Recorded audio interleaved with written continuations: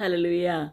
And God said, let there be firmament in the midst of the waters, and let it divide the waters from the waters. ఈ సర్వ సృష్టి అంతా కూడా జలములే.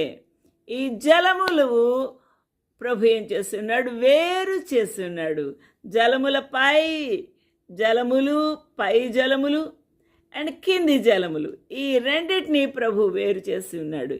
ఈ జలముల పైన, ఈ యొక్క జలముల కింద ఉన్న ఈ విశాలమును ఆయన ఏమన్నాడు? ఆకాశము అన్నాడు. దేవుడు ఆ విశాలము క్రింది విశాలము, క్రింద జలములను, విశాలం మీది జలములను వేరుపరిచి ఉన్నాడు. ఆ ప్రకారమే ఆయన నీటిని 2 భాగాలుగా చేశాడు. ఇది నీటి మాసు, దీన్ని ఇలాగా పైకెత్తాడు. అది పైన ఉన్నాయి, కింద ఇక్కడ కింద భూమి మీద ఉన్నాయి, భూమి కింద